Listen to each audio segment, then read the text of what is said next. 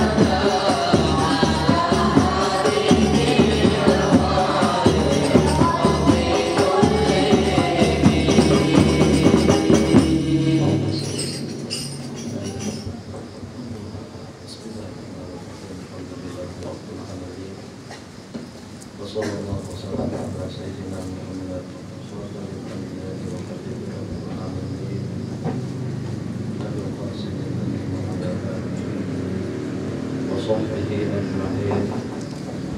إن أصدق الحديث كتاب الله وخير الهدي هدي رسول الله صلى الله عليه وسلم وشر الأمور محدثاتها وكل محدثة ليس فيه لله بدعة وكل بدعة ضلالة وكل ضلالة في النار. فعليكم بالجماعة فإن يد الله مع الجماعة ومن شد في النار.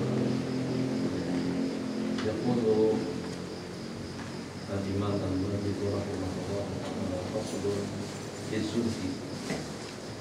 قال الله تبارك وتعالى: من كان يريد حرث الآخرة نزده في حرثه ومن كان يريد حرث الدنيا نؤته منها وما له في الآخرة من نصيب.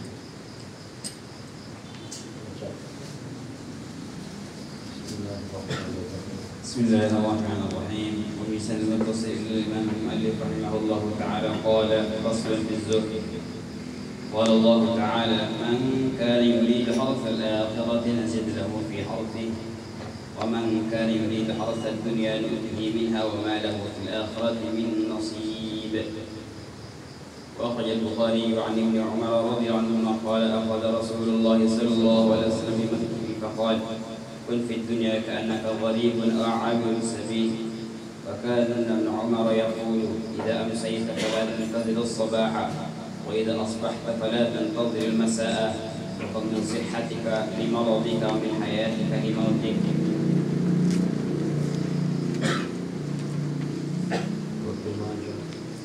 وابن ماجه عن سهل بن سعد الساعدي رضي الله عنه قال: جاء رجل إلى النبي صلى الله عليه وسلم فقال: دلني على عمل إذا عملته أحبني الله وأحبني الناس.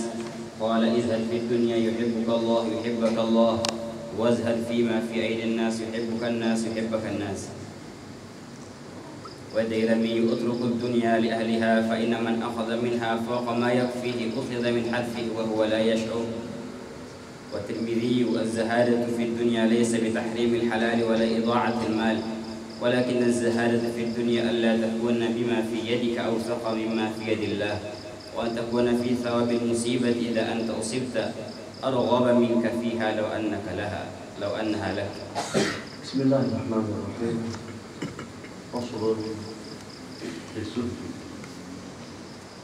Ini diantara daripada tajuk yang agak membimbangkan kepada sesiapapun pada saat membaca dan mempelajarinya.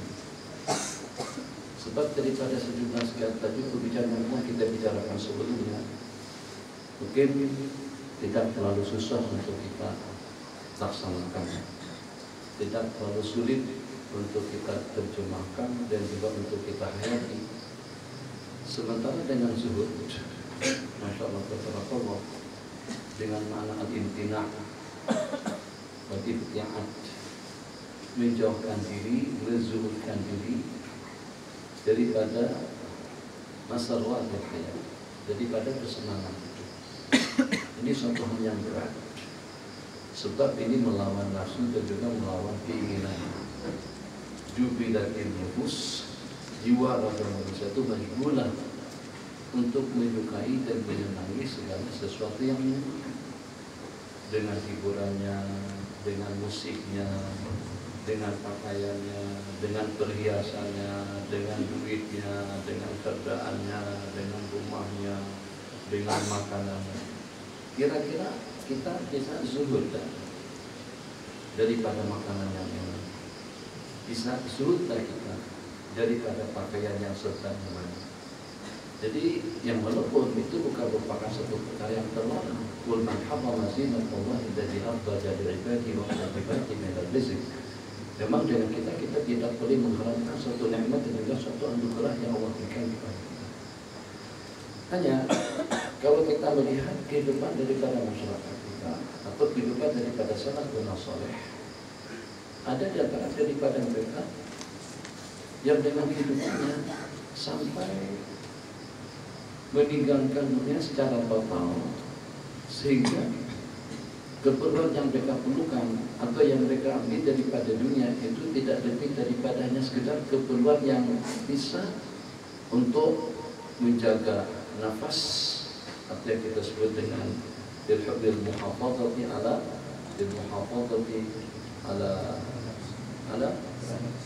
karena bahasa bil muhafazati ala Allahumma shalli ala sayyidina.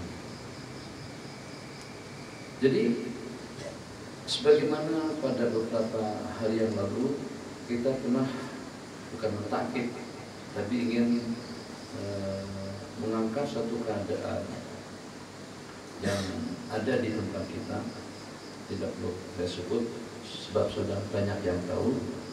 Apakah kira-kira dengan kita dituntut untuk hidup seperti itu, yang pada waktu puasanya sahur hanya dengan seteguk air, dan juga pada waktu berbukanya pun juga tidak lebih daripada dengan seteguk air, sehingga badan kita susut, turun, kesehatan kita juga barangkali akan terhambat. Apakah kira-kira gaya hidup yang seperti ini yang dimaksudkan dengan pembicaraan yang dibicarakan oleh salafun saleh, hidup zuhud daripada keduniaan, zuhud daripada kemewahan, zuhud daripada kenikmatan, dan juga zuhud daripada segala-galanya? Atau tidak ada masalah dan juga tidak ada larangan kalau dengan kita mengambil daripada keperluan hidup agak lebih sedikit daripada keperluan yang kita perlukan, tapi tidak sampai pada tahap berpoya-poya, tidak sampai pada tahap israf dan tabdzir. Jadi mungkin dengan pakaian yang agak nyaman, dengan kerjaan yang agak selesa, dengan rumah yang agak mewah ataupun juga luas, agak-agak kira-kira apakah terlarang kalau dengan kita memilih cara hidup yang seperti itu, atau yang lebih awalnya dengan kita memilih cara hidup kumpulan yang saya sebutkan tadi, yang sehingga dengan kita, masya Allah, tabarakallah, kalau dengan hitungan cukup sebagaimana dengan zuhduz zahidin, katakan saja seperti Sayyiduna Al-Amirul Zahid Al-Imam Ibrahim Ibnu Adham, atau juga seumpama dengan Bahlul saat ketika memberikan nasihat kepada Khalifah Harunur Rasyid, apakah agak-agak dengan Anda beranggapan Allah ingat kamu dan lupakan saya? Apakah kita harus hidup seperti mereka sehingga dengan kita tidak mau tahu atau berlepas diri daripada segala kemewahan, daripada segala kelezatan, daripada segala kenikmatan? Jadi bukan cuma hanya sekedar memanfaatkan mustalzamatil hayat atau keperluan hidup itu dengan hitungan yang cukup, tapi kurang daripada cukup, sehingga yang kadang-kadang dengan kesan dan pengaruhnya mungkin kepada kesehatan kita sendiri. Dengan pakaian misalnya, kalau seandainya kita masih ada pilihan, ini yang harganya 100, yang harganya 50, ini yang harganya cuma hanya dalam 20-an. Bahkan kalau kita dapat yang pakaian yang second hand yang mustamal, kita bisa dapat dalam harga 5 ringgit atau dengan harga 5.000 saja. Apakah yang sebaiknya dengan kita membeli yang harganya 5.000, atau dengan kita mengambil yang wasat, al-wasat yang fil Islam, sebagaimana diistilahkan yang sederhana atau kesederhanaan dalam hidup? Allahu Akbar. Ini pendapat pribadi ya, jadi saya tidak ingin memaksakan antum dengan pendirian atau juga dengan pendapat saya. Saya pandang daripada sudut lain.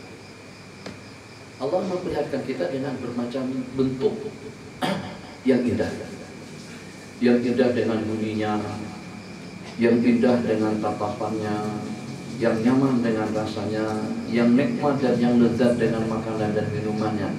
Kira-kira kalau hidup kita naktafi bi aqal minal qalil, merasa cukup dengan yang sedikit daripada yang sedikit, berarti yang namanya durian, rambutan, manggis, mangga, dan juga dengan sejumlah sekian daripada buah-buahan itu dengan kita tidak akan menikmati. Apakah memangnya yang seumpama itu Allah ciptakan untuk musang, untuk kucing, untuk anjing, untuk biawak, atau juga untuk yang selain daripada kita?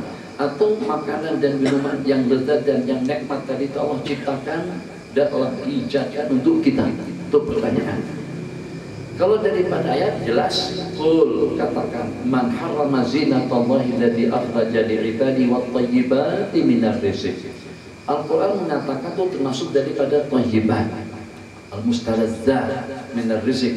Jadi yang nikmat, yang nyaman, yang enak, dan yang memuaskan nafsu dan selera daripada makanan dan minuman, itu ternyata dengan Al-Quran tidak mengharamkannya.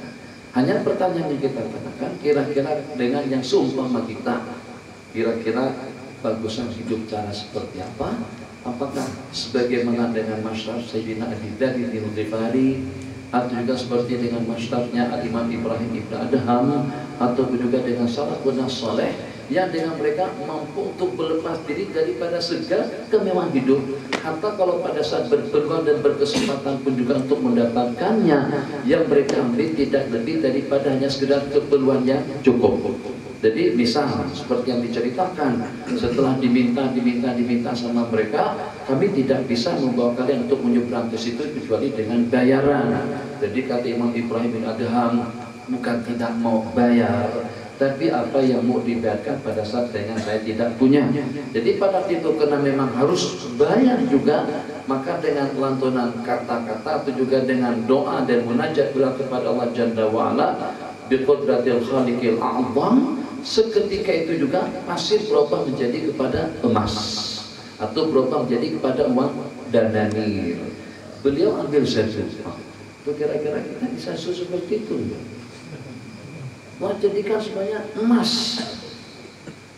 Terus diambil satu saja, satu keping saja sama beliau, dan diserahkan kepada juragan, kepada nakoda sebenarnya diserahkan kepada nakoda, terus belayar.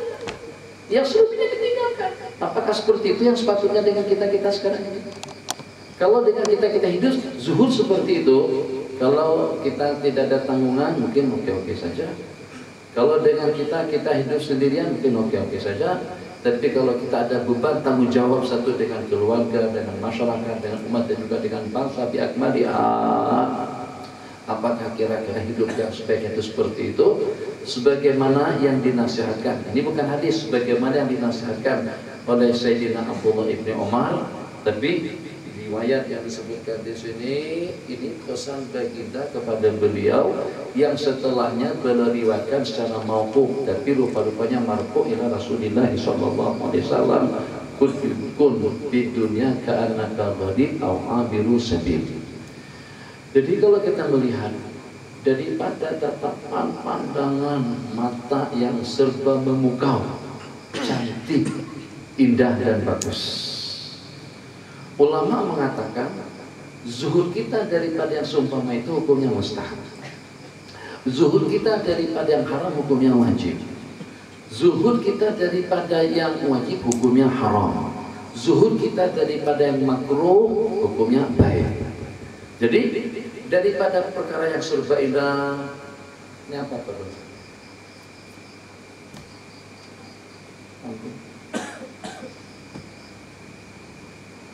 Pemandangan, tebing, pola. Kalau tidak ada tebing pun kita masih bisa bernapas, dan kita masih bisa hidup. Apakah kira-kira akan terhambat kehidupan seseorang kalau tidak memiliki kendaraan yang serba mewah? Beli motor cukup, sebab tujuan kita cuma hanya dari sini ke EPP. Angkot ada, untuk apalagi beli mobil? Untuk apa kita beli motor? Cukup dengan angkot. Mana saudara? Itulah saya katakan. Jadi dibahas. Yang kadang-kadang tuntutan daripada pembahasan dan juga dengan ilmu yang kita kaji, itu dengan kita tidak mampu atau juga tidak siap untuk kita melaksanakannya. Jadi kalau kita katakan zuhud sebagaimana yang dipraktekkan sama mereka, yang dengan kita disuruh hanya mengambil akal minal qalil, sedikit daripada yang sedikit, hanya untuk liiqamati luqaimat yuqinna sudur, beberapa suap makanan untuk menegangkan tulang belakang agar dengan kita bisa hidup. Kalau seandainya semua hidup seperti itu, kira-kira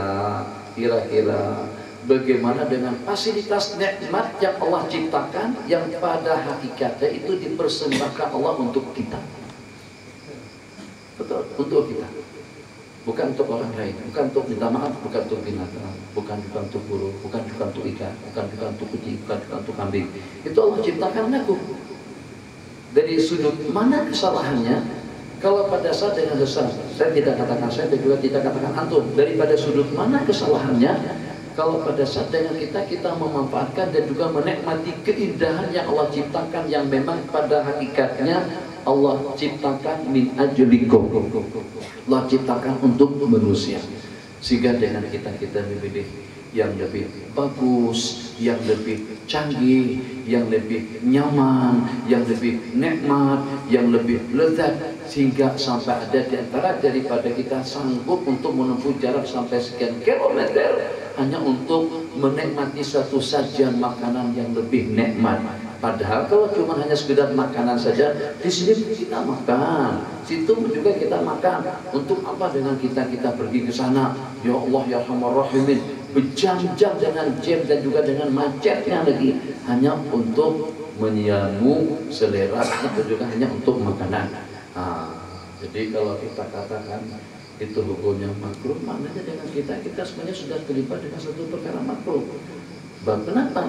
Sebab kan cuma hanya untuk menjaga nafas agar dengan kita bisa hidup, cukup nasi dengan singkong atau nasi dengan tempe atau juga nasi dengan tahu. Saban hari tahu tempe. Kira-kira gimana Pak? Pak Dada, betul seperti itu. Juga kita pun susu burung, nada kita pun juga terkursi, kekuatan kita pun juga ya Allah ya Rahman Rahimin.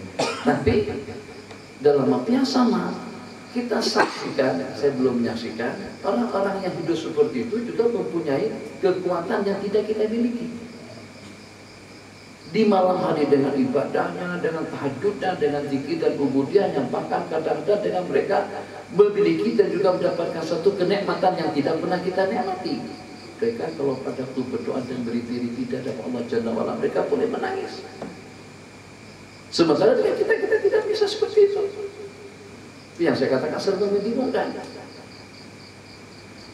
Hidup serba tidak ada jadi beban. Hidup serba mewah memang bukan tujuan, tapi yang secara pasti kalau kita melihat daripada kehidupan salafun saleh, dan tentu tidak ada yang lebih mampu untuk menerjemahkan kehidupan para sahabat, dan tidak ada yang paling mampu untuk menerjemahkan panduan dan bimbingan daripada sunnah-sunnah Nabi dan juga dengan lantunan ayat itu daripada sahabat-sahabat Rasulullah SAW. Maka kalau kita melihat kehidupan daripada para sahabat, ternyata tidak semuanya dengan cara yang sama. Jadi istilah mereka tidak sama. Ada yang hidupnya seperti Sayyidina Abdullah ibn Abbas, yang serba nyaman, serba mewah, serba cukup, sejumlah sekian dengan pelayan, rumah beliau lebar dan luas sekali. Ada juga di antara daripada sahabat seperti dengan Sayyidina Sa'ad bin Abi Waqqas yang mempunyai istana di Kufah. Ada juga, tapi ada juga seumpama dengan Abu Dzar yang komplain kepada Sayyidina Muawiyah bin Abi Sufyan radhiyallahu taala anil jami', hingga dengan beliau seperti mewajibkan yang dengan kita tidak boleh menyimpan lebih daripada kebutuhan yang kita perlukan. Jadi Anda rasa mungkin seperti itulah kullun muyassarun lima khuliqalah. Jadi dengan mentalitas dan juga dengan keadaan juga dengan moyul dan tabiat antara satu dengan yang itu tidak sama, asalkan dengan kita tetap berpijak dengan pedoman hukum dan juga tetap berpijak dengan pedoman sunnah. Sebagaimana kita perhatikan, ternyata baik itu daripada Al-Quran atau juga daripada hadis-hadis Rasulullah SAW, di antaranya hadis yang menyanjung atau juga yang memberikan suatu penghormatan atau penghargaan atau jolokan lah kalau boleh saya katakan seperti itu terhadap seseorang yang memiliki rumah luas, kendaraan mewah, istri salihah, Nabi kita katakan, Nabi kita senaraikan itu daripada ni'amul hayat, daripada kenikmatan hidup dengan istri yang salihah yang pertama, kemudian dengan rumah yang luas yang kedua, kemudian dengan kerjaan yang mewah yang ketiga, keempat, al-markabul hani, al-baitul wasi', az-zawjatul salihah, dengan istri yang salihah. Jadi kalau dengan kita zuhud salihah, tidak ada dihudungkan. Jadi bagaimana kira-kira dengan kita dengan kesulitan terhadap dunia tadi itu, maka dengan kita tidak perlu memilih. Asalkan hajat nafsu kita terpenuhi, ya sudah kita dengan batas yang seperti itu.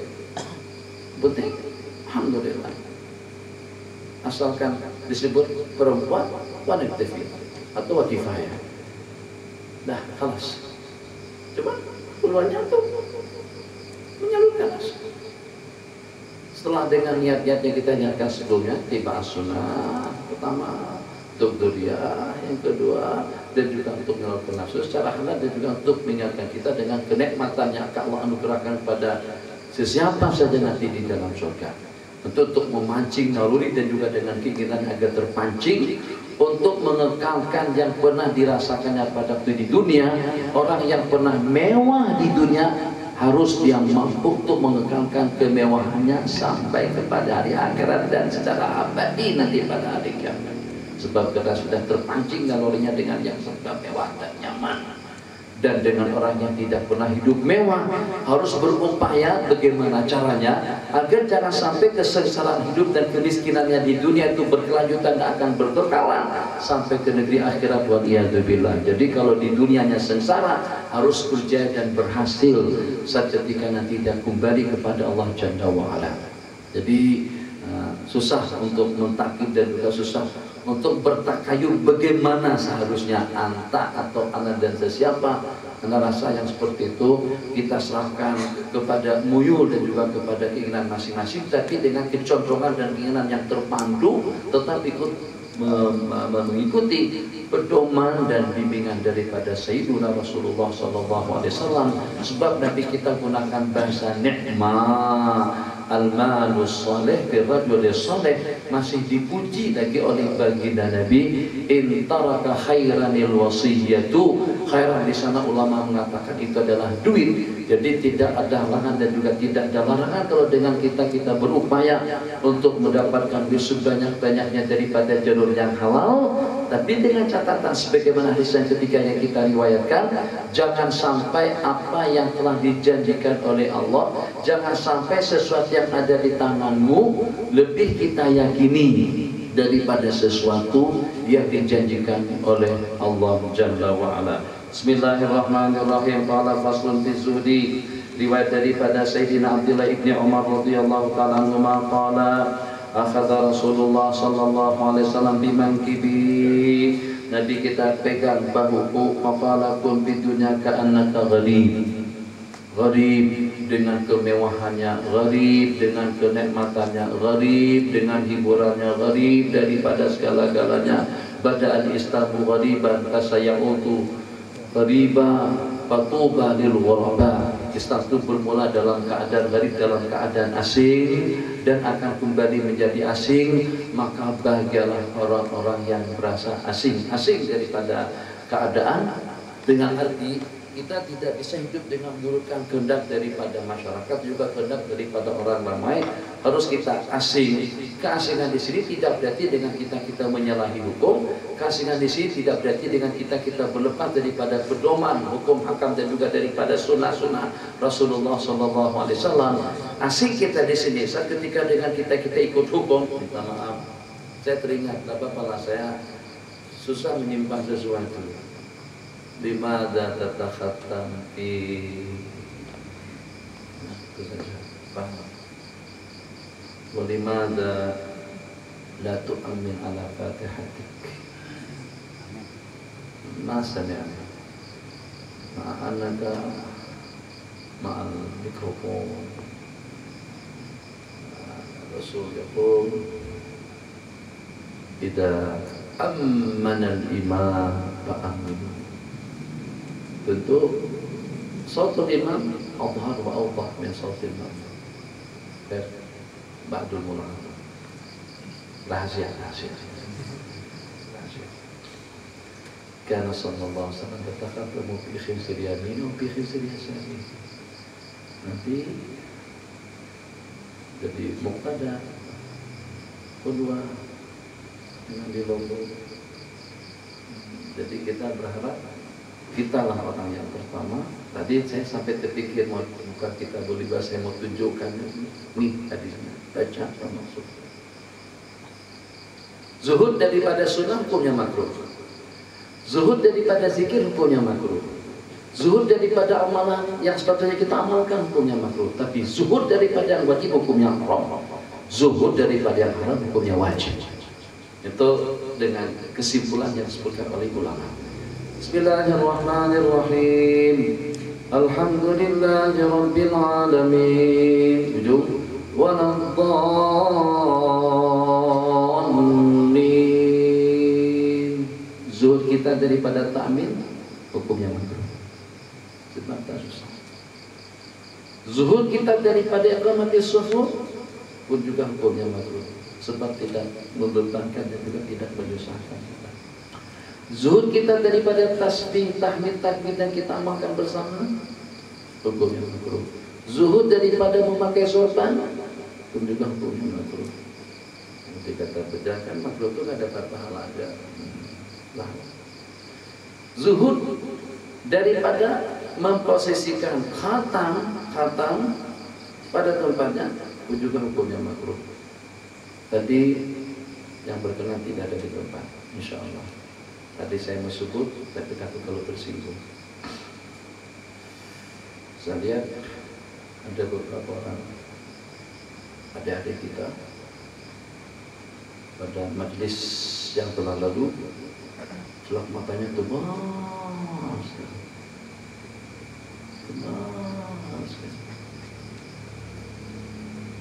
Yang minat dengan sunnah tidak kena, yang mengetahui sunnah tidak mengamalkan. Kita tahu sunnah, tapi kita tidak beramal. Yang beramal tidak tepat dengan yang disunatkan. Akhirnya kita pada posisi yang salah. Yang korbannya agama kita. Karena sallallahu alaihi wasallam yaktahidu salasan di mata yang sebelah kanan dan juga 3 kali di mata yang sebelah kiri qabla naumi. Bukan waktu keluar ke sana kemari. Sebab celak mata untuk laki-laki bukan perhiasan. Celak mata untuk laki-laki dengan ismit fa'innahu yajrul basar. Nabi kita bersabda alaikum bil ismit. Jadi yang mempraktekkan iktiham kita tidak mengamalkan, itu kesalahan kita juga. Sudahnya salah menyalahkan orang lagi. Nah, salah kita, saya mengakui kesalahan saya. Tapi yang salah tetap kita salahkan juga. Tetap amar ma'ruf kena kita tegakkan.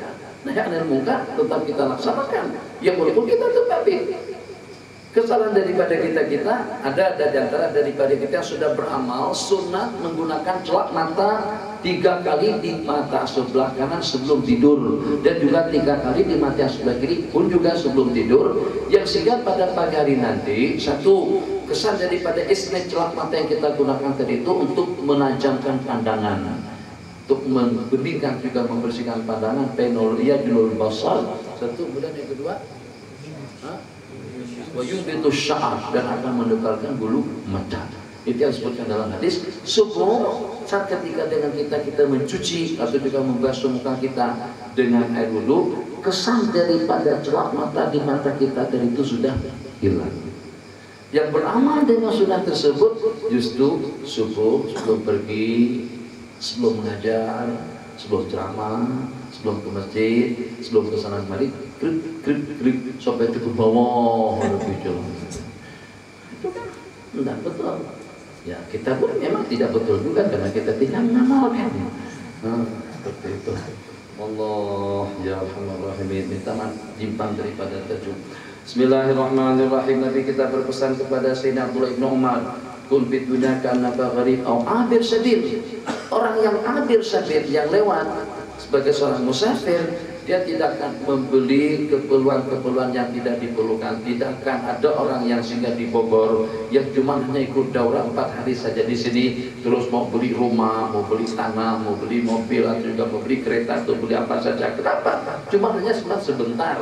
Lain halnya kalau entar nanti akan datang lagi ke sini, atau punya cadangan untuk kawin dengan orang sini, itu mungkin terpikir dalam rancangannya untuk beli rumah di sini. Tapi kalau cuma hanya sebentar saja dan kita tidak akan ke sini lagi kecuali sekali dalam setahun, itu tidak perlu dengan kita beli rumah di Bogor. Tidak perlu dengan kita beli kereta atau beli mobil, atau juga membeli keperluan yang kita perlukan pada waktu kita berdomisili di sebuah daerah atau juga di sebuah tempat. Nah, itu perumpamaan bir sabil. Jadi sebagaimana Anda tidak akan membeli keperluan-keperluan yang kita perlukan pada waktu kita bermukim di sebuah kawasan, seperti itulah juga sepatutnya kita dengan dunia. Jadi kalau seperti itu, yang kita ambil daripada dunia tidak lebih daripada sekedar untuk keperluan.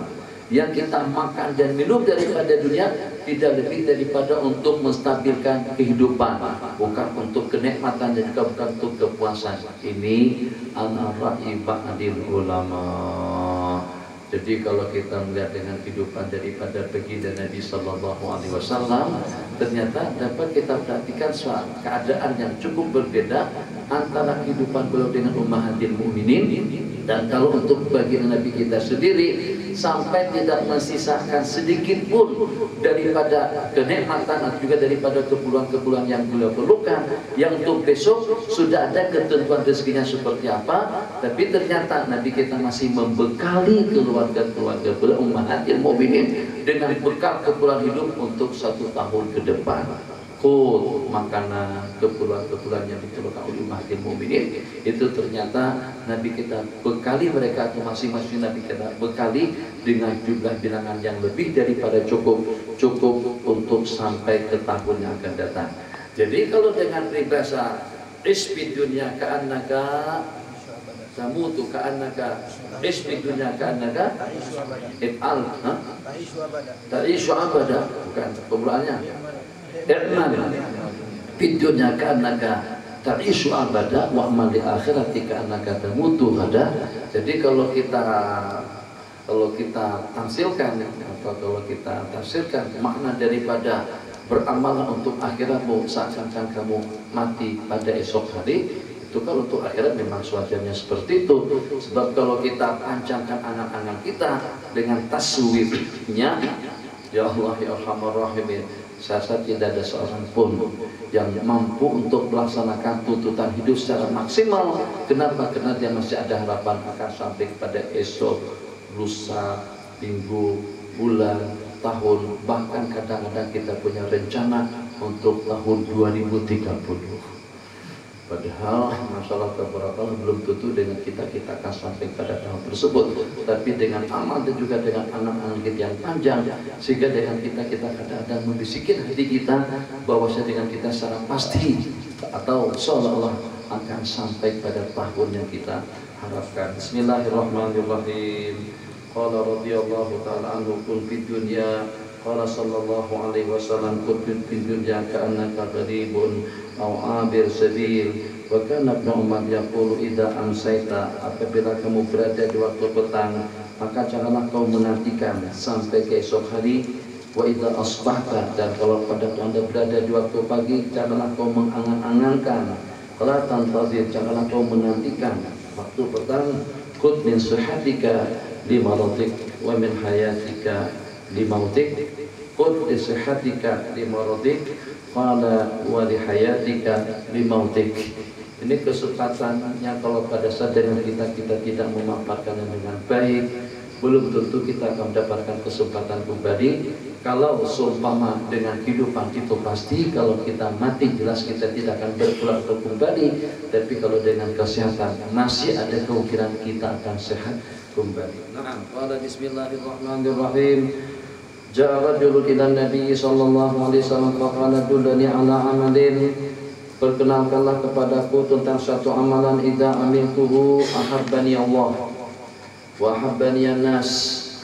Ajarkan dan tunjukkan kepadaku suatu amalan yang apabila aku amalkan Allah akan mencintaiku, dan juga dengan orang-orang pun juga akan mencintai aku.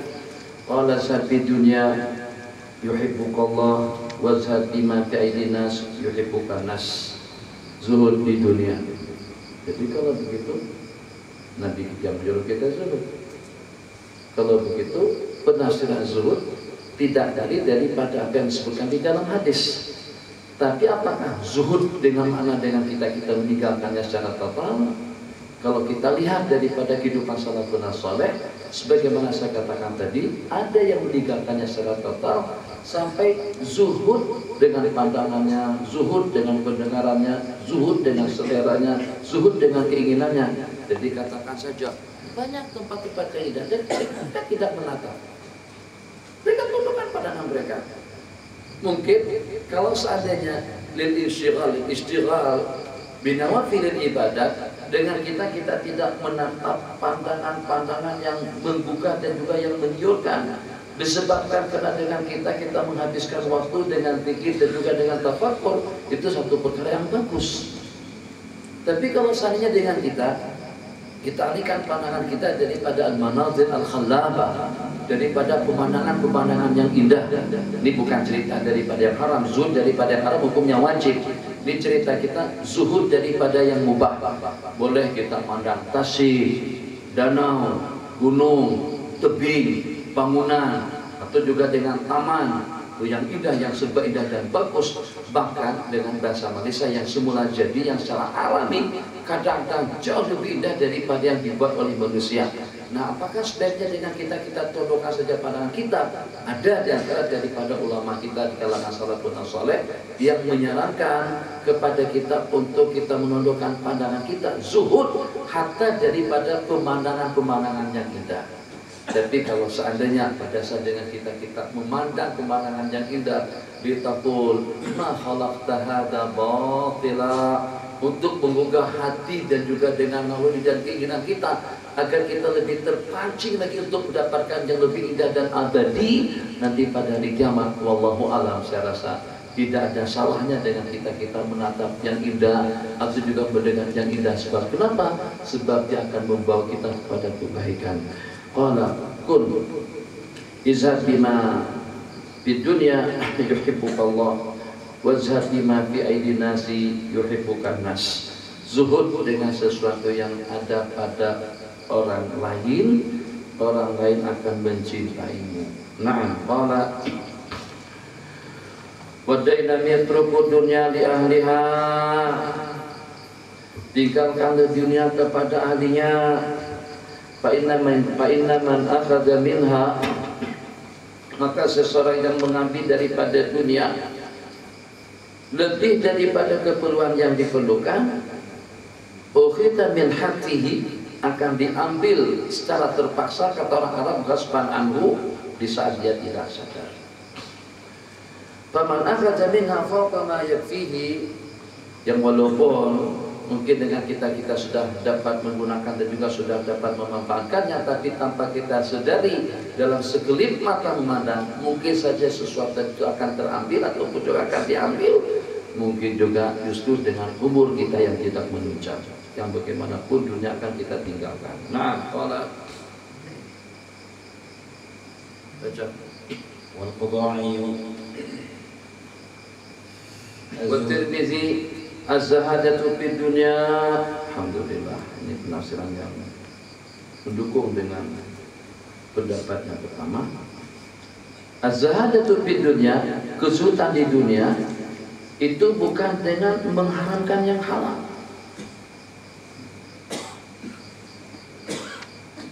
Memang dengan kita tidak mengatakan yang halal itu haram, tapi kita mengharamkannya daripada kehidupan kita. Sama kira-kira. Sama atau beda? Jangan mau kehidupan. Anak tidak mengharamkan pakai jubah haram, tapi anak nggak pakai. Sama. Anak nggak mengharamkan kita makan jagung, makan durian, makan rambutan, dan juga dengan yang sejenisnya, tapi kita tidak memakannya. Apa bedanya? Rasanya tidak ada perbedaannya. Apakah itu zuhud? Nabi kita bersabda, zuhud artinya bukan mengharamkan yang halal. Memang ente tidak mengatakan itu hukumnya haram, tapi kamu telah mengharamkan kenikmatan tersebut daripada hidupmu. Bukan mau menang. Nah, Bapak antum sabar malam hari ini, sebab bukannya membingungkan antum. Kami pun juga bingung. Zuhud yang sebenarnya itu seperti apa? Heran. Sebenarnya tidak juga terlalu membingungkan, tapi mungkin barangkali karena dia tidak sesuai dengan keinginan, tidak sesuai dengan selera, dan tidak sesuai dengan kemauan kita. Kalau antum mau praktekkan sebagaimana hadis yang diriwayatkan tadi itu, jangan beli sorban lebih daripada satu, jangan beli baju lebih daripada satu, pakai baju seperti Sayyiduna Uwais bin Qarni. Jadi pada saat mau dikasih duit banyak sama Sayyidina Umar mau ngasih duit, kata dia itu apa duit? Cukup hidup dalam 4 dirham saja, sepanjang tahun hidup dengan 4 dirham duit. 4 dirham kalau kali 30 cuma hanya dalam 120 RM, kalau kali dengan uang Indonesia tidak lebih daripada dalam 450.000, cukup untuk setahun. Ini baju saya daripada kulit, bisa sampai setahun, nggak bakalan korek, nggak bakalan robek, nggak bakalan rusak. Bahkan sampai 10 tahun juga nggak bakalan rusak, sebab daripada kulit. Makanya baju yang dalam almari itu kena sedekahkan. Kereta kena ganti kancil lah kalau gitu. Jangan pakai Audi, jangan pakai Porsche. Wish, jual. Kita dengan cintu saja. Oh ya Allah ya Rahman, tuh foto datang. Jual. Sedekahnya mana? Jual dong. Jual. Jadi mobil 4 cara bab zuhud. Yang susah nggak bisa ngomong. Itu kamu datang. Besok berangkat atau lusa berangkat lah. Selesai program saya berangkat. Mobil keempatnya nganggur. Kita udah nganggur. Tahu berapa? Sejak setahun saya beli pemakannya dari 60.000 sampai pada 63.000 saja. 3.000 saja. Setahun. Kita di sana baru sebulan sudah 5.000. Mana dulu? Jadi bentar saya susah menerangkan bab yang ini. Kadang-kadang ambil yang ini mentok ke sini, ambil itu kejar ke sini. Jadi mudah-mudahan lah yang ini kita bisa ambil. Zuhud di dunia sabda Nabi bukan mengharamkan yang halal dan juga bukan dengan membuang-buang duit. Walakin zahadatu fid dunya, ini definisi yang agak sedikit mendukung kita. Zuhud di dunia itu adalah alla yakuna bima fi yadik, agar jangan sampai yang ada di tanganmu, duitmu, kekayaanmu itu lebih kita yakini daripada sesuatu yang ada di sisi Allah Jalla wa'ala. Nah, itu insya Allah mungkin rasanya agak boleh lah sedikit seperti itu. Tapi itu pun masih tidak yakin juga. Lebih yakin dengan yang ada dengan kita. Buktinya mana? Kalau memang kamu lebih yakin dengan apa yang dijanjikan oleh Allah Jalla, infakkan. Sebab nanti akan mendapatkan balasannya daripada Allah. Yakin dengan balasan Allah, yakin. Tapi kenapa nggak buat? Kena lagi. Susah. Makanya saya nggak beli baca bab zuhud. Udah mau paham. Qala rahimahullah, qala Rasulullah sallallahu alaihi wasallam, az-zuhdu fid dunya laisa bitahrimil halali. Tadi masih belum terjawab. Jadi saat ketika dengan kita zuhud di dunia, Nabi kita bersabda bukan dengan mengharamkan yang halal. Tapi apakah kira-kira sama hukumnya dengan seseorang yang walaupun dia tidak mengatakan haram, tapi dengan dia mengelakkan diri daripada perkara halal tersebut, sehingga dia tidak memakainya, dia tidak memakannya, dia tidak meminumnya, dia tidak menempatnya, dia tidak mengambilnya. Kenapa? Jadi kalau kita katakan kenapa? tidakkah lebih kurang disebabkan tidakkah maknanya seperti mengharamkan sesuatu yang diharamkan oleh Allah? Tidak mutlak. Tidak mutlak. Seseorang yang tidak mau kawin, apakah karena dia beranggapan kawin itu haram? Belum tentu. Belum tentu. Jadi sebagaimana kita ketahui, nikah hukumnya sunnah, tapi berapa banyak di kalangan ulama-ulama kita yang tidak kawin.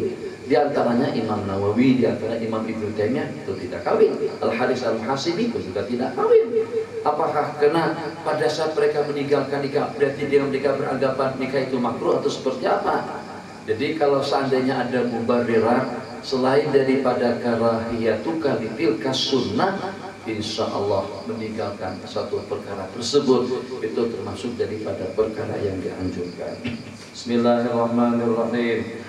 Qala az-zahadatu laisa bi tahrimil halali wa la idha'atul mal, walakin az-zahadatu fid dunya alla takuna bima fi yadika aw sabu bima fi yadillah wa an takuna fi thawabil musibati. Yang kedua, dengan ganjaran pahala musibah yang menimpa, idza anta usibta, apabila Anda ditimpanya, arghabu minha arghabu minka fiha law annaha lak. Dua keadaan. Pecah ban, saya pancit,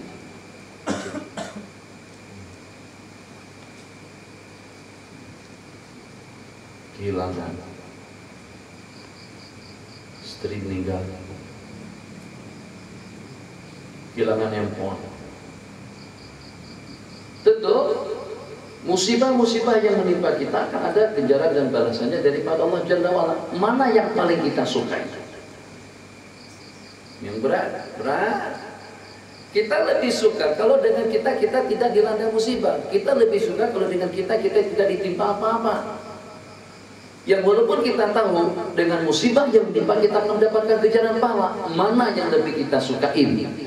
Mendapatkan ganjaran pahala dengan musibah yang menimpa, atau lebih mendingan dengan kita aman dan selamat daripada segala gangguan tapi tidak mendapatkan apa-apa? Zuhud lebih menyukai musibah yang menimpa kita, atau lebih menyukai ganjaran pahala yang dijanjikan oleh Allah dengan musibah yang menimpa daripada pada saat dengan kita terelak daripada segala gangguan? Ini sulit.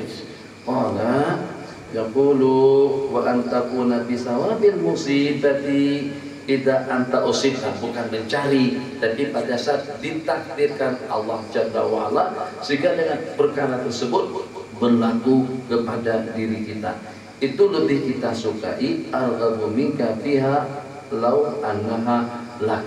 Jadi pada saat hilang dan lepas daripada leluasa kita, lebih kita sukai dengan ganjaran pahala yang dijanjikan Allah kalau saja dengan sesuatu itu tetap kekal dengan kita. Qala wa qudai az-zuhdu fid dunya yurihul qalba wal badan. Alhamdulillah, beli sendal yang murah, kita tidak risau, letak di sana, letak di sini, tidak perlu pikir. Kalau dengan kita pakai sepeda saja datang kemari, atau kita naik angkot, tenang pikiran kita. Tapi kalau dengan kita letakkan Mercedes S-Class di luar situ, hati bimbang, takut kalau ada yang mencium, takut kalau ada yang nabrak, takut kalau dicarikan sama pencuri. Pikiran kita akan tenang. Tapi kalau pada waktu kita naik angkot, angkotnya pergi, apa yang mau dipikirkan? Tenang, yurihul qalba. Itu memang betul, itu hakikatnya. Orang kaya kadang-kadang tidurnya tidak nyenyak, bunyi serai saja ngek. Mobil kok, jangan-jangan mobil saya yang diincar-incar sama maling. Tapi kalau pada saat kita ada mobil, tapi gelisah juga kalau ada mobil. Tidak ada kereta, masalah juga. Mau ke sana kemari terhambat. Jadi kena harus ada juga. Itulah katakan membingungkan. Kita tidak paham. Bismillahirrahmanirrahim. Az-zuhdu fid dunya, zuhud di dunia akan menenangkan hati dan badan. War-raghbatu biha, dan keinginan seseorang terhadap dunia akan membanyakkan pikiran, akan membanyakkan problem. Wala yuksirul hamma wal huzn. Sedih, bingung, lamun, ayat, macam-macam. Makanya itu mungkin kalau nggak kabulkan pembinaan kita ya. Kita beberapa kali berdoa, kita akan ada orang janji mau ngasih kita duit 1 juta. 1 juta bukan juta rupiah. 1 juta itu kalau dikali-kali 3,5 miliar. Doa, nggak ada henti-hentinya doa. Sampai santri pun juga diarahkan untuk berdoa. Suruh salat tasbih. Belum tentu itu niat saya. Jangan suruh. Tapi mana kabulkan? Kalau Allah kabulkan yang itu, akan lebih banyak lagi proyek kita.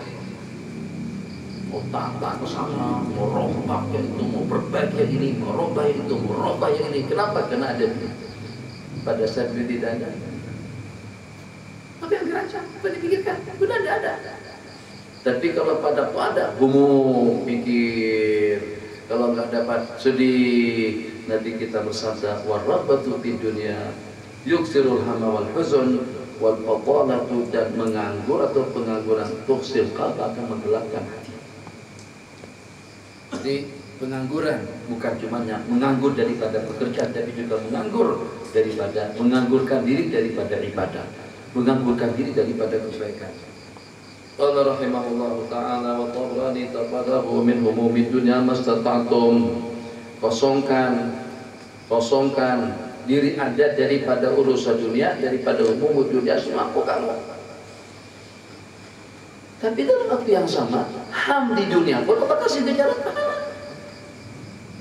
Ma min mu'minin yusibuhu wasabun wala maradun wala hatta syauka yushaquha, melainkan itu akan menjadi pengampunan terhadap dosa-dosa kesalahannya. Tidak ada daripada musibah, cobaan, apa saja problem yang kita hadapi atau apa saja yang menimpa kepada seseorang, melainkan akan menjadi penghapus terhadap dosa-dosa kesalahannya.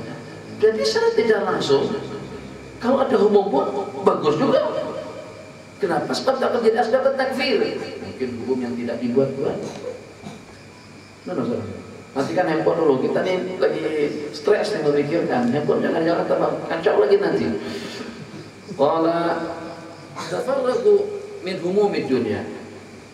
Kawin mesti ada humum, bisnis mesti ada humum, belajar mesti ada humum. Kalau enggak mau ada humum, jangan kawin, jangan buka pondok, jangan terbabi dengan urusan masyarakat, jangan terlibat dengan urusan umat, hidup sendirian saja, cari tempat yang bening, sepi, tidak ada orang, tinggal di situ. Jangan lihat, jangan mendengar, jangan tahu. Ya, tahu-taunya memang, alhamdulillah saya sudah bisa seperti itu. Saya pandangan sudah jauh daripada tatapan mata melihat, telinga juga seperti itu. Tapi ada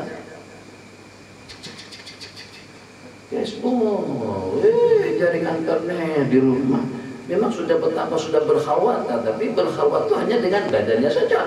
Pikirannya putar dunia sana kemari, cincing lagi, ya ilaha illallah. Itu bukan zuhud. Allah. Kita simpulkan saja. Rabbana la tu'akhidna in nasina aw akhtana. Betul kan?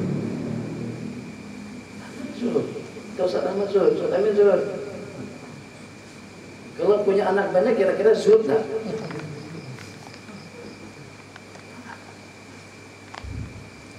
Apa?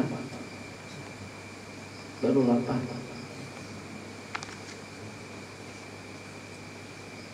Kalau dikatakan salah, tidakkah sejumlah sekian daripada para sahabat Nabi ada yang punya anak sampai sekian, punya istri juga sampai sekian. Kalau zuhud nanti biwahidah. Kalau perlu cukup dengan jariah, beli jariah. Kenapa memilih? Kenapa memilih dan memilah? Kenapa memilih dan memilah? Tetapi kita suruh, tapi kita kata tungkahul mar'atu li arba', dan kita suruh memilih. Allah, cukup membingungkan. Dan dia tidak membingungkan sebenarnya. Jadi di mana Anda Allah posisikan, maka bertakayublah dengan keadaan. Itu berarti ridho bima anta bihi. Nerasa itulah dengan bahasa yang lebih nyaman kita bahasakan. Allah posisikan kita di mana? Apakah seperti dengan Pak Walada, tinggalkan MPP, terus khuruj sepanjang tahun, juga dengan kita beruzlah di tempat kita beruzlah, dan kita jauhkan hidup kita daripada dunia luar, hanya semata-mata nata'abbad. Tidak, tidak seperti itu. Pada saat Allah posisikan kita di pondok, kita harus pondok. Pada saat Allah posisikan kita dengan masyarakat, kita harus masyarakat. Pada saat Allah berikan kita kelebihan untuk kita mengatur umat, kita teruskan bidang kita. Maka kita bertakayub ikut pedoman hukum pada posisi kita masing-masing.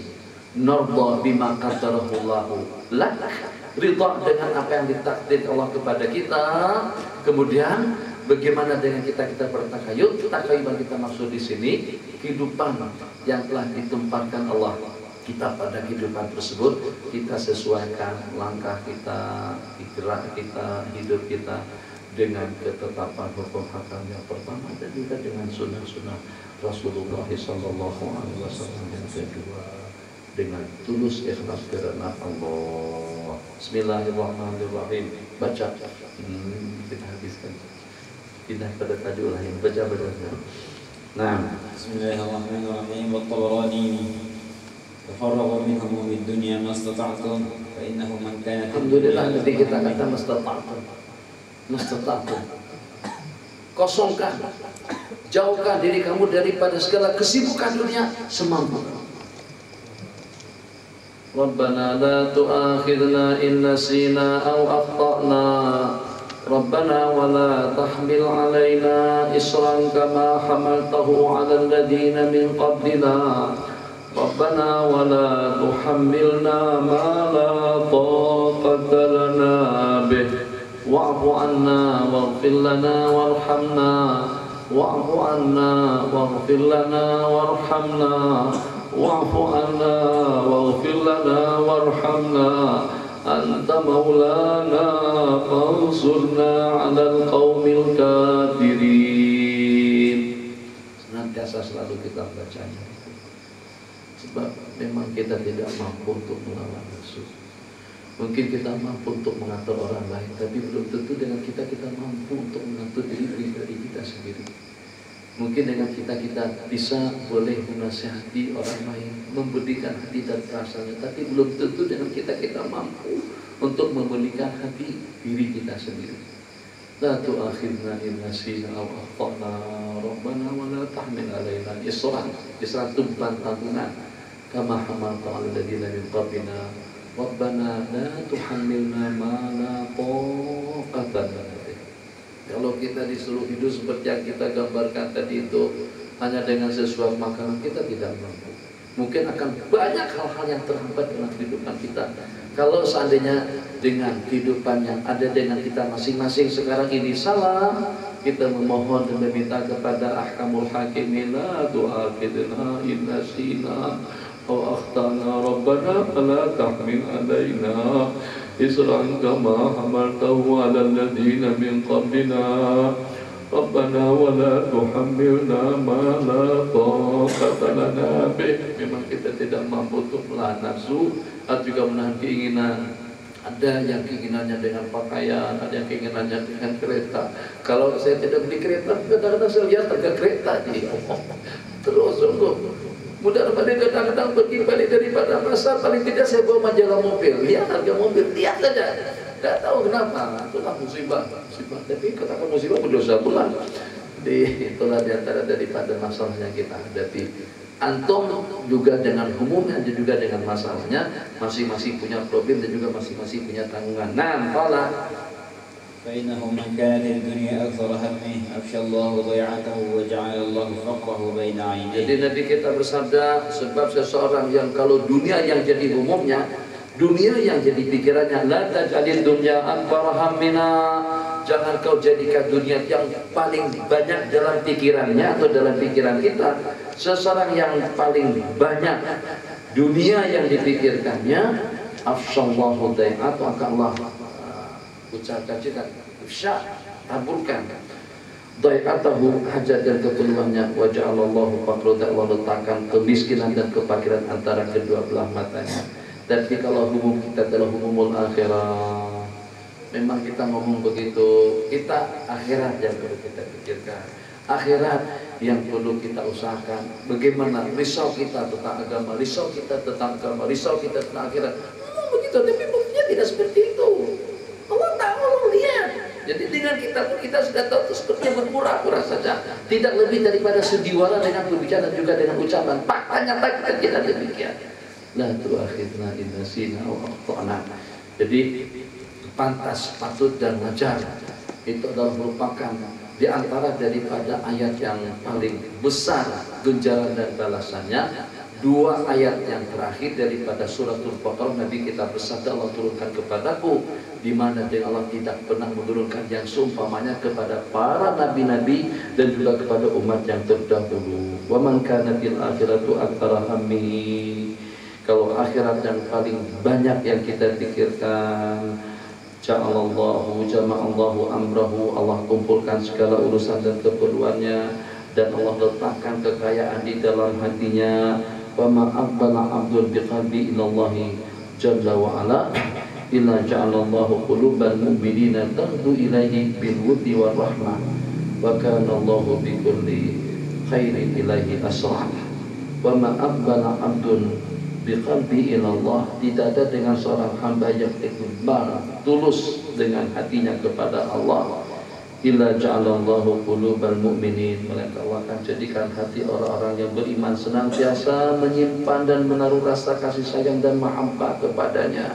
Wa kana Allahu bi kulli khairin ilahi asra, dan segala kebaikan akan senantiasa dan selalu menyertainya. Qala wa kana Allahu bi kulli khairin ilahi asra.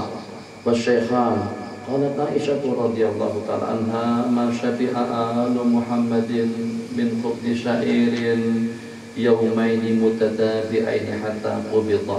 Ini menceritakan tentang keadaan yang berlaku atau tentang nasib mereka pada saat Nabi kita masih hidup. Tapi setelahnya itu, masya Allah tabarakallah, boleh dipastikan.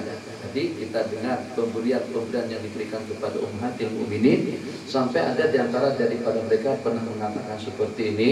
Pertanyaan yang ditanyakan, apakah boleh, apakah dibenarkan dengan seseorang mengganti pakaian selain daripada pakaian yang dipakainya di waktu udzur? Apakah boleh dengan seseorang melaksanakan sembahyang dengan pakaian yang dipakainya pada masa udzur? Jadi kata Sayyidatuna Aisyah radhiyallahu ta'ala anha, siapa di antara daripada kami pada saat itu yang memiliki dua helai kain atau dua pasang pakaian sehingga dapat menjadi gantikan pakaian yang dipakai di waktu sembahyang selain daripada pakaian yang dipakainya di waktu udzur? Itu fi bidayati amrihim, atau di waktu mereka masih hidup dengan Sayyidina Rasulullah SAW, hinama wassa'allahu alaihim. Itu pernyataan daripada dan ungkapan daripada mereka sendiri, masing-masing sudah memiliki beberapa helai pakaian. Qala bismillahirrahmanirrahim. Naam.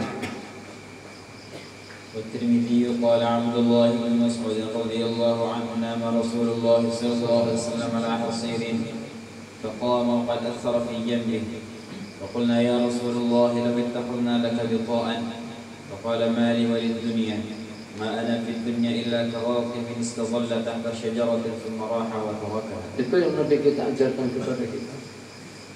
Dari di atas tikar. Bukan karena Nabi kita tidak mampu untuk membeli yang lebih empuk. Tikar. Barik sampai terkesan badan baginda Nabi. Ya, kalau kita mau lebih pastinya, balik saja atas karpet yang hijau. Atau balik atas tikar. Mesti akan terkesan pipi kita. Ada garis-garis seperti tikar. Nah, begitu kehidupan baginda Nabi SAW. Sebagaimana dengan riwayat yang disebutkan di atas, sampai 2 bulan berturut-turut tidak pernah kelihatan asap daripada rumah baginda. Riwayat sampai 4 bulan. Begitu kehidupan Sayyidul Awwalin wal Akhirin. Dan pada saat ditanyakan, gimana kira-kira, pada saat dicadangkan, gimana kira-kira kalau kami kasihkan kepadanya agak empuk sedikit, yang agak empuk sedikit, Nabi kita bersabda, mali walid dunia. Apa hubungan dan apa urusanku dengan dunia? Mali walid dunia. Bukan tidak paham ya Rasulullah, bukan tidak paham ya Allah ya Arhamar Rahimin dengan pembicaraan yang dibicarakan di sini, tapi kita tidak mampu hidup seperti itu. Tempat dia mampu kan? Datang zuhudnya. duduk sana. Mampu nggak kira-kira dengan kita nggak pakai tilam, nggak ada kasur, nggak ada ranjang, tidur atas tikar saja, makan sekali sehari, masya Allah, tabarakallah, cukup. Kalau sampai 3 kali sehari pun makan dan berhenti sebelum kenyang. Kita bisa berhenti bukan sebelum kenyang, karena lauknya habis. Tadi itu kita berhenti karena lauk udah habis. 2 ikan saja, ngambilnya agak banyak sedikit, akhirnya tersisa nasinya. Bukan enggak, kau ngabisin itu Allah, tapi mau ngabisin bagaimana kalau lauknya tidak ada? Semalam kita makan sampai habis, kenapa? Sebab kena daging. Daging diracik-racik ada rasa. Ikan tadi itu kita potong gede pun rasanya kurang, akhirnya banyak. Allah nggak lihat, tapi yang cerah kali tidak habis dari itu. Gimana? Jadi ikut pedoman sunnah berarti sebelum kenyang pun juga kita tidak mampu melaksanakan. Nah, tu'akhidna inna sila akhtana, banyak dosa. Jadi dari sudut situ hatta tuh guru Kiai Maulana pun banyak kesalahannya. Jadi bukan kesalahan dari sudut terlibat dengan perkara-perkara haram, akan tapi diantara daripada kesalahan mereka mengabaikan panduan sunnah daripada baginda Nabi sallallahu alaihi wasallam. Ma syabi'a adu Muhammadin bin khubti syairin yaumaini mutatabi'aini hatta qubit. Riwayat yang berikutnya daripada Sayyidina Abdullah ibn Mas'ud, Nabi kita tidur di atas tikar, faqama waqad athara fi jabi, faqulna ya Rasulullah law ittaqadna laka waqta'an. Qita'an maksudnya kasur atau tilam yang agak empuk. Faqala ma li wali dunya ma ana fi dunya ila karakibin, perumpamaan saya di dunia itu seperti dengan seseorang yang berkendaan sehingga mampir di sebuah pohon kayu untuk bernaung sejenak. Tak lama kemudian pohon kayu pun baginda tinggalkan. Qala ila karakibin istadalla tahta syajaratin sumarah wa taraka. Begitulah kita dengan dunia. Jadi tidak perlu dengan kita mengambil lebih daripada keperluan. Sebagaimana yang dikatakan oleh baginda tadi, dan kita paham betul dengan perkataan tersebut, halaluha hisah wa haramuha adab. Siapa yang tidak hafal dengan pepatah kata itu? Semuanya hafal, dan ceramah itu mesti keluar kata-kata itu. Halaluha, yang halalnya hisab, yang haramnya adab. Tapi dalam waktu yang sama kita masih belum bisa untuk menghilangkan diri daripada yang halal. Dunia jipa, tahu, dan itu diulang kali kan, dunia jipa, otolah buah kilap. Berarti kita, bagaimana? Allah, jangan baca kita bersuhud, susah jalan. Qala ruya an Aisyah radhiyallahu ta'ala qalat lam yamtadi, tidak pernah penuh rongga bagi Nabi dengan makanan. Nabi kita tidak pernah kenyang. Makan pagi, petang nggak bakalan makan. Tidak pernah Nabi kita makan kenyang 2 kali sehari. Subuh sarapan pagi, tumpukan nasi seperti kendai. Minta juga saya dengan dapur, minta dikurangkan nasinya. Mereka kurangkan nasinya, tapi tempenya banyak. Rasa itu subuh tadi itu. Nggak habis. 12, makan lagi. Tadi malam, makan lagi. Ikut sunnah, kalau makan pagi, malam jangan makan. Kalau makan malam, besok jangan makan. Kalau perlu, jangan makan malam, siang dan malam. Seperti kurma cukup. Nah, mana mungkin perut yang sudah terbiasa makan sampai 2 pinggan, 2 piring, terus secara langsung dirubah hitungannya daripada 2 piring menjadi pada sesuap saja, nggak bakalan bisa bertahan seperti itu. Latih dulu, dilatih. Cuma kita nggak mau melatih, kenapa? Nggak bakalan kurus. Kita mau stabil, mau sehat, rasa ya kurus, kecil muka itu. Ada anak, ada istri. Lihat, muka keriput, mata,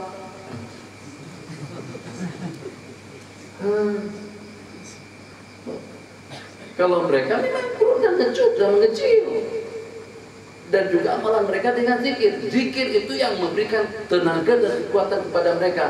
Kita kalau tidak makan dalam waktu yang sama tidak bakalan berzikir. Jadi kalau begitu, kalau kita sudah tidak bisa memperbanyak zikir, ini kaidah yang salah.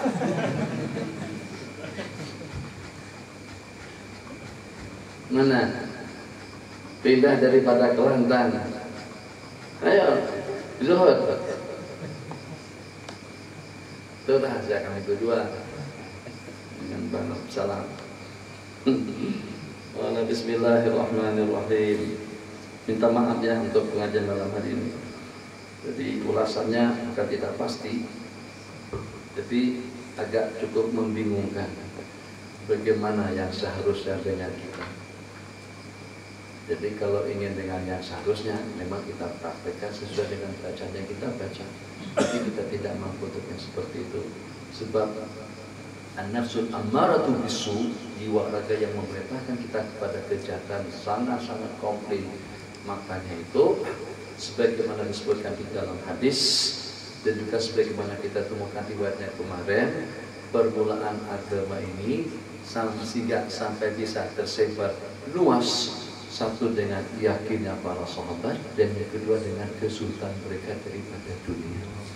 Seandainya mereka bekerja untuk dunia, tidak akan sampai Islam ke negara kita atau juga ke mana saja. Tapi kadang-kadang mereka tidak hiraukan dunia, ya Allah, ada nikmat hidup, ada kolamnya, ada tanamannya, ada pemandangannya, suara rakyat yang ada bening.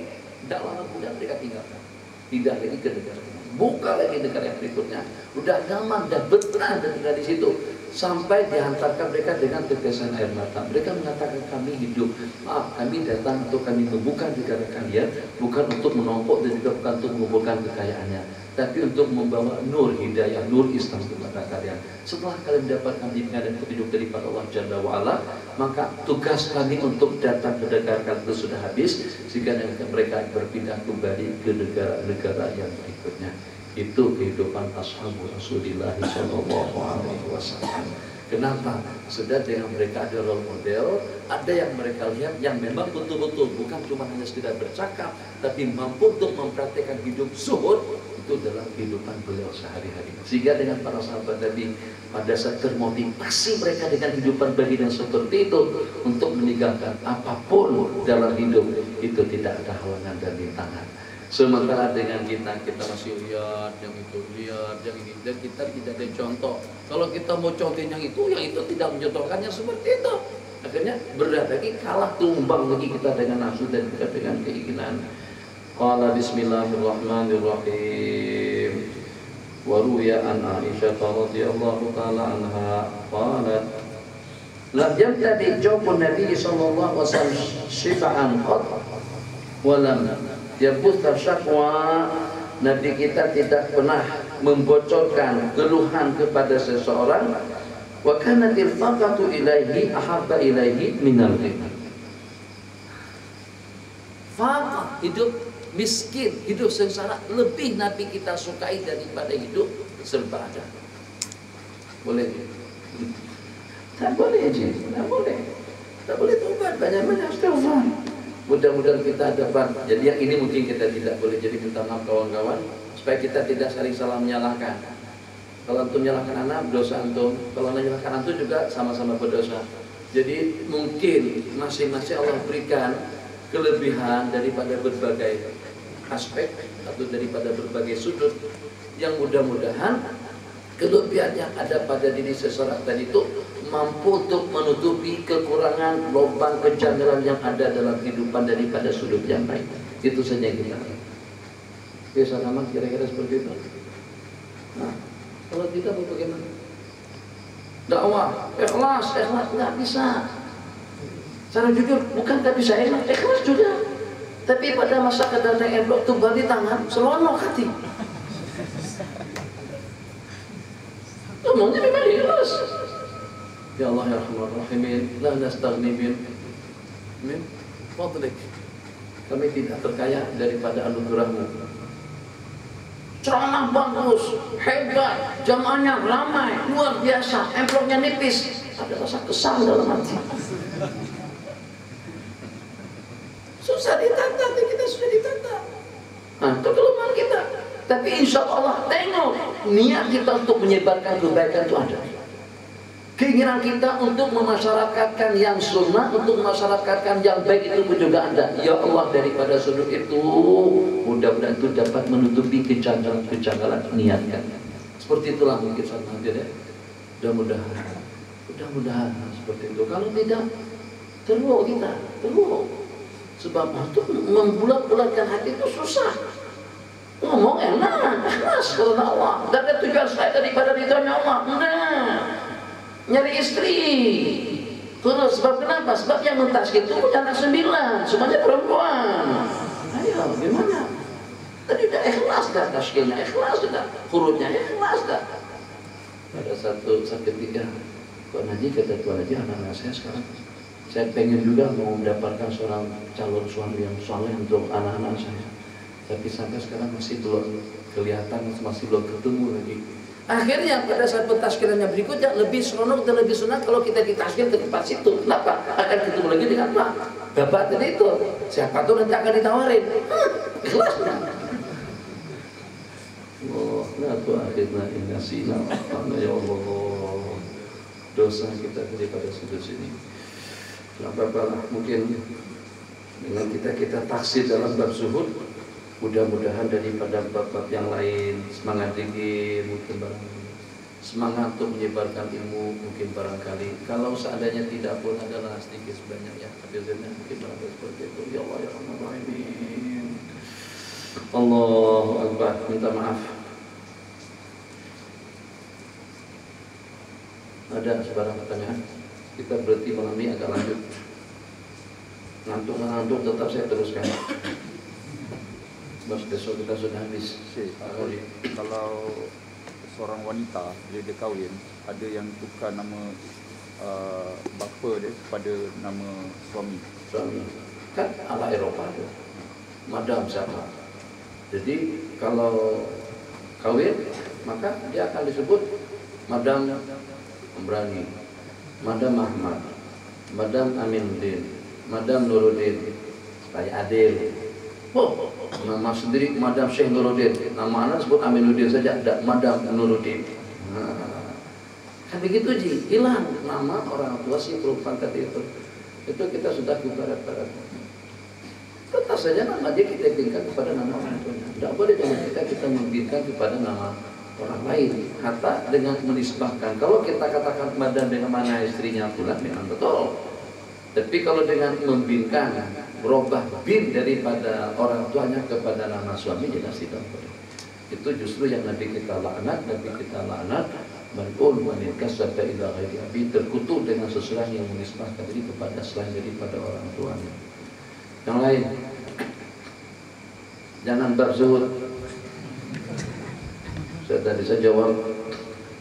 Hukum gaji kita setelah itu kita masuk pekerjaan Ya. melalui riswah, suap, nah itu gaji berikut. Ada yang mengatakan gaji yang kita terima tiap bulan itu kan sesuai dengan jerih payah yang kita lakukan. Jadi katakan saja bulanan seseorang itu 3 juta. 3 juta itu kita boleh sesuai dengan pekerjaan yang kita lakukan, dan mungkin kita akan mendapatkan lebih kalau kita kerja lebih. Jadi molos duit yang kita dapatkan tadi itu daripada gaji atau juga daripada pekerjaan yang kita laksanakan. Tapi tetap saja hasil dari gaji seperti itu tidak lepas daripada syubhat. Kenapa? Sebab jalur kita mendapatkan pekerjaan itu secara haram atau dengan riswah atau dengan menyokong. Jadi tidak juga secara 100% gaji tidak boleh diambil. Tapi bagaimanapun akan terjemahkan gajinya. Kenapa? Sebab dia dapat gaji sebanyak itu jalurnya melalui jalur yang tidak dibolehkan. Jadi dengan cara menyokong hanya orang yang tersingkir, yang mungkin barangkali yang tersingkir tadi itu lebih layak daripada kita. Jadi dikatakan babul wara'ila yaqa. Yang lain silakan. Tentang masalah sahabat, orang sahabat Nabi yang Kaya itu. Kenapa Nabi SAW tidak menerima zakat dia, padahal dia kan ingin taubat. Jadi kenapa dengan Sayyidina Sa'labah pada saat menyatakan taubatnya kepada baginda Nabi, tetap juga dengan beliau tidak menerima zakat daripada Sa'labah, dan sehingga sampai diikuti oleh sahabat Nabi yang berikutnya dengan Sayyidina Abu Bakar, disebabkan karena Nabi kita tidak menerima dan juga dengan beliau tidak menerimakannya. Begitulah juga dengan Sayyidina Umar, karena Nabi kita dan juga dengan Sayyidina Abu Bakar tidak menerimanya, maka dengan beliau juga tidak menerimakannya. Jadi saya rasa tidak ada masalah kalau dengan dua orang sahabat yang berikutnya dengan mereka dengan alasan karena Nabi kita tidak menerimakannya. Tapi bagaimana dengan baginda Nabi tidak menerima zakat daripada sahabat sedangkan dengan sahabat itu sudah bertobat? Itu zajaran li